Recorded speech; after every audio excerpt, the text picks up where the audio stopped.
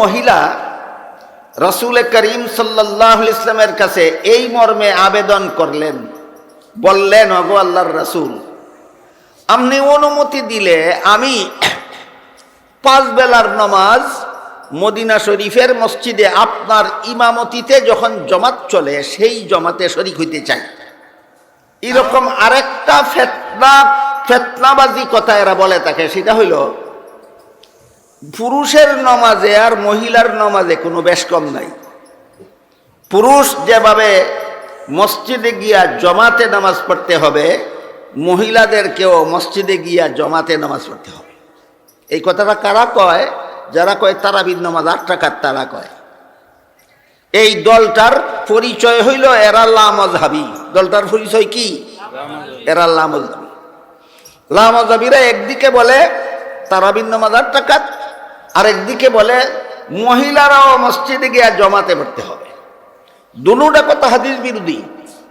তারাবির নামাজ 8 রাকাত এই কথাটা কিভাবে হাদিস বিরোধী এটা আমি আপনাদেরকে তখন বুঝাইছি। এখন শুনেন, মহিলাদেরকে মসজিদে গিয়া জমাতে নামাজ পড়তে হবে এই কথাটা কেমন হাদিস বিরোধী। একজন মহিলা রাসূল করিম সাল্লাল্লাহু আলাইহি ওয়াসাল্লামের কাছে এই মর্মে আবেদন করলেন, বললেন, ওগো আল্লাহর রাসূল, আপনি অনুমতি দিলে আমি 5 বেলার নামাজ মদিনা শরীফের মসজিদে আপনার ইমামতিতে যখন জমাত চলে সেই জমাতে শরীক হইতে চাই। কারণ মদিনা শরীফের মসজিদের জমাতে শরীক হইলে 1 রাকাতে 50,000 রাকাতের সমান সওয়াব পাওয়া যায়। আল্লাহর রাসূল এই মহিলাকে অনুমতি না দিয়া কইলেন, এই সওয়াবটাই তুমি ঘরের কোনায় একা পড়লে ভাইবা। পুরুষরা মসজিদে গিয়া জমাতে নামাজ পড়িয়া ভাইব যেই সওয়াব, রাসূল বলেন মহিলা ঘরের কোনায় একা পড়িয়া ভাইব সেই সওয়াব। তাহলে রাসূল কি বলছেন?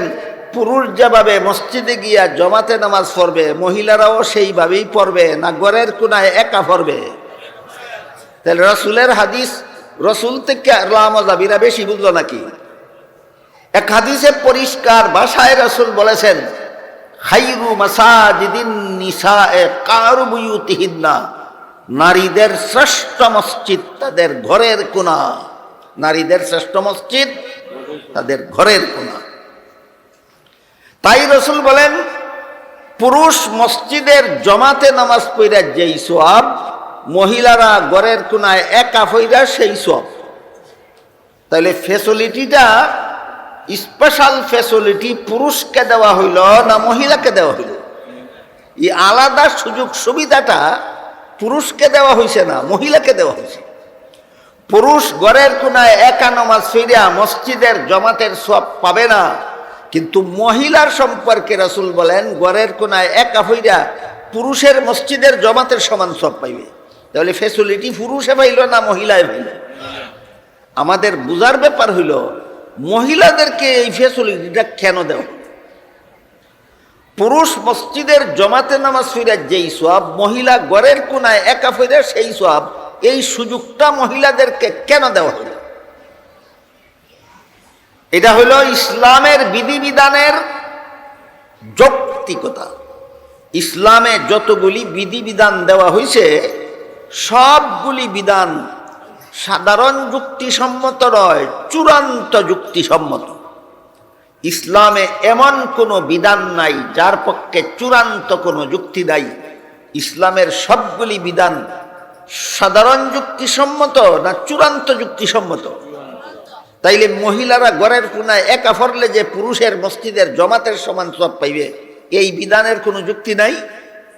এই যুক্তিটা আমাদের বোঝা দরকার।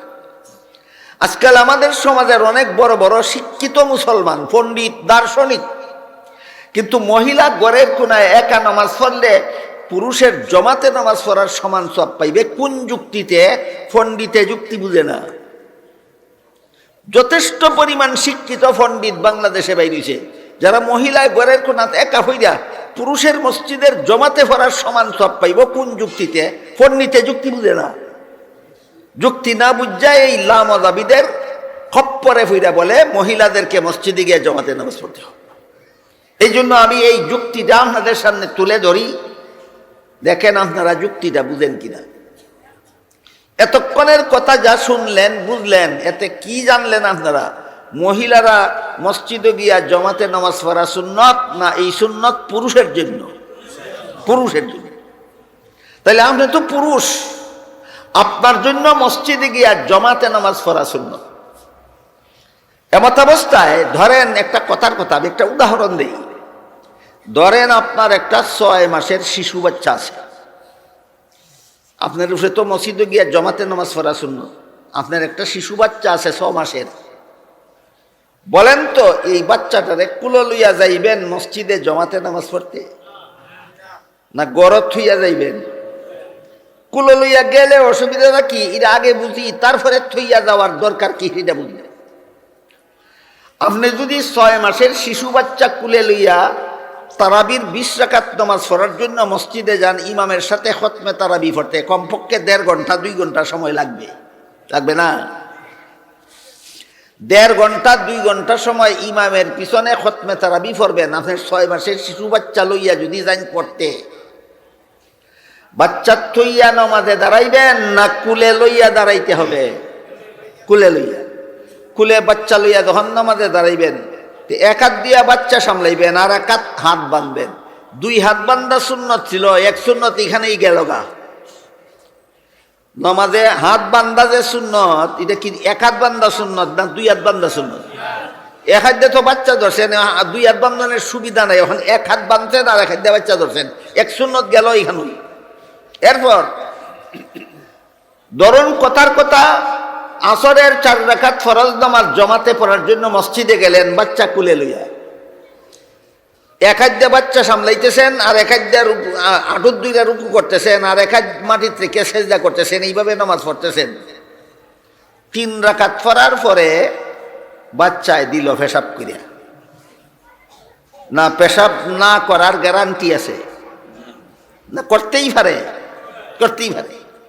3 রাকাত পড়ার পরে বাচ্চা যখন পেশাব করে দিল, আপনার শরীরের কাপড় ফাঁক রইল না না ফাঁক হইল?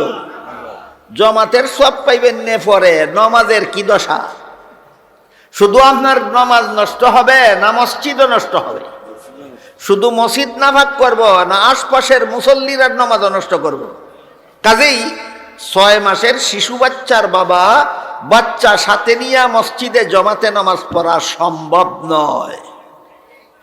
বাধ্য হইয়া বাচ্চারে গড় তার মার কাছে থইয়া যাওয়ান লাগবে। কি বলেন?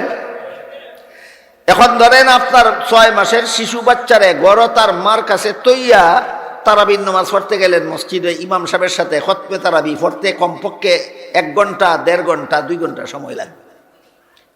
তারাবির নামাজ পড়তে মসজিদে যত ঘন্টা সময় লাগে ততক্ষণ কি আপনার কোনো টেনশন থাকবে যে আমার বাচ্চাটা নিফেসাব করে দিল? কেন?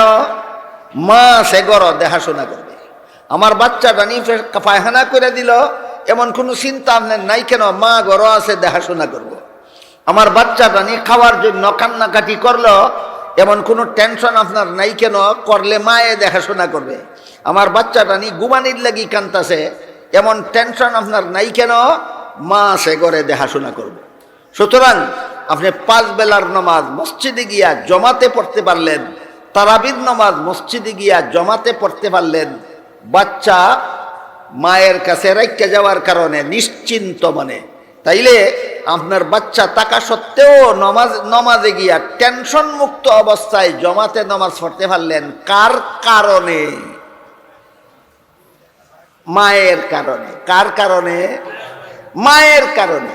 আর ইসলামের বিধান হইল যার কারণে একজনে একটা নেক আমলের সুযোগ পায়, ওই লোকটা নেক আমল কইরা যে সওয়াব, যার কারণে সুযোগ পাইল হে না কইরাও সেই সব। কথাটা কি বুঝতে পারলেন আপনারা?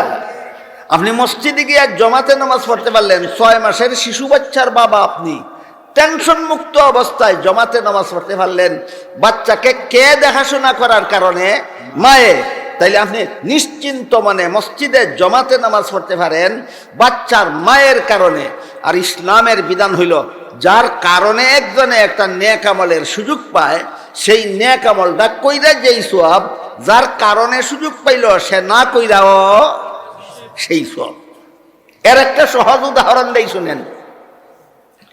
আপনাদের মধ্যে যারা ধর্মবিদ, যারা আল্লাহর ইবাদত বন্দেগী করেন, নবীকে মহব্বত করেন, আলেম ওলামাদের কথা মতো জীবনযাপন করেন, কিন্তু আলেম না, এরকম মুসলমানই তো বেশি। কি বলেন আপনারা? আল্লাহর ইবাদত বন্দেগী সাধ্য মতো করে, নবীর সুন্নাত পালন করে, নবীরে মহব্বত করে, আলেমদের কথা মতো চলে। আমার মনে হয় সারা বাংলাদেশে আর কোনোখানে না হইলে অন্তত ব্রাহ্মণবাড়িয়ার মুসলমান এইরকম মুসলমানই বেশি। তো আপনারা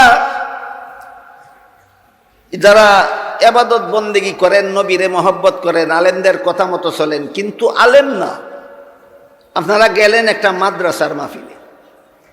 মাদ্রাসার পক্ষ থেকে চান্দা করা হইল ছাত্রদের কিতাব কেনার জন্য, উস্তাদের বেতন ভাতা দেওয়ার জন্য, মাদ্রাসার ঘর বানাবার জন্য।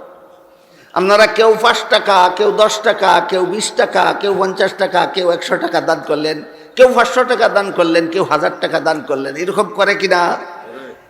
হাদিস শরীফে রাসূল করিম সাল্লাল্লাহু আলাইহি ওয়াসাল্লাম বলেন, আপনি যে মাদ্রাসাত 5 টাকা 10 টাকা দান কইরা গেলেন, এই 5 টাকা 10 টাকার কারণে যেই ছাত্ররা লেখাপড়া করার সুযোগ পাইল, এরা কোরআন হাদিস পড়া, আর উস্তাদরা শত শত হাজার হাজার ছাত্ররে কোরআন হাদিস পড়াইয়া যেই সব পাইব, আপনি যে দান কইরা মাদ্রাসায় ফরানির সুযোগ কইরা দিলেন, আপনার আমল নামায় সমস্ত ছাত্র, সমস্ত উস্তাদের সমান সব লেখা হবে। বলেন, মাদ্রাসায় ফরাইয়া সব পাইছেন, না ফরানির ব্যবস্থা কইরা দিয়া, ফরানির ব্যবস্থা কইরা দিয়া সেই সব পাইলেন? আরেকটা উদাহরণ, আপনি আলেম হন বা না হন, মসজিদ নির্মাণ কাজে আপনি সাধ্য মতো চান্দা দিলেন, 50 টাকা দিলেন, 100 টাকা দিলেন, 500 টাকা দিলেন, 1000 টাকা দিলেন। এরপরে আপনি 50 বছর পরে, 80 বছর পরে, 100 বছর পরে মারা গেলেন। মসজিদ তো আর 100 বছর পরে মরে যায় না, মসজিদ শত শত হাজার হাজার বছর পর্যন্ত থাকে, আর মুসল্লিরা সদা সর্বদা মসজিদে নামাজ পড়ে। আপনি যে 50 টাকা মসজিদে দান কইরা মরে গেলেন গা, এই মসজিদে যত 100 বছর পর্যন্ত যত মুসল্লি যত নামাজ পড়বে, সকলের সমান সওয়াব কবরে শুয়ে শুয়ে আপনি পাইবেন। কারণ কি? আপনার দানের কারণে তারা মসজিদে নামাজ পড়ার সুযোগ পাইল। এরকম বহু উদাহরণ আছে, যার কারণে একজনে একটা নেক আমলের সুযোগ পাইল, ওই লোকটা নেক আমল কইরা যেই সওয়াব, যার কারণে সুযোগ পাইল সে না কইরাও সেই সওয়াব। এই যুক্তিতেই রাসূল করিম সাল্লাল্লাহু আলাইহি ওয়াসাল্লাম যে বিধান দিলেন, ইসলামের একটা বিধান, যে পুরুষ মসজিদের জামাতে নামাজ পড়া যেই সওয়াব, মহিলারা ঘরের কোনায় একা নামাজ পড়া সেই সওয়াব। বলেন, অযৌক্তিক না চূড়ান্ত যুক্তিসম্মত?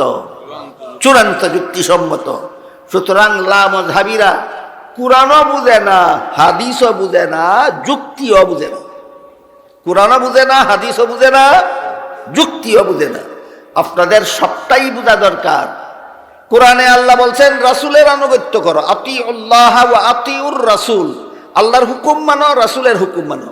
আর হাদিস শরীফে রাসূল বলছেন, মহিলা ঘরের কোনায় একা নামাজ পড়া সেই সব পাইব, পুরুষরা মসজিদের জমাতে নামাজ পড়া যেই সব পাইব। কাজেই আমি মন গড়া যুক্তি মতে তারাবির নামাজ পড়ব, না রাসূলের সুন্নত মতে? বুঝা থাকলে বলেন তো, তারাবির নামাজ অথবা 5 বেলার নামাজ মসজিদে গিয়া জমাতে পড়া মহিলাদের জন্য সুন্নত না পুরুষের জন্য সুন্নত? নামাজ জমাতে পড়া পুরুষের জন্য নবীর সুন্নত, নামাজ ঘরের কোনায় একা পড়া মহিলাদের জন্য নবীর সুন্নত। আমরা আমাদের সুন্নত মতে আমরা পড়ব, মহিলাদের জন্য নবীর সুন্নত মতে মহিলারা নামাজ পড়বে।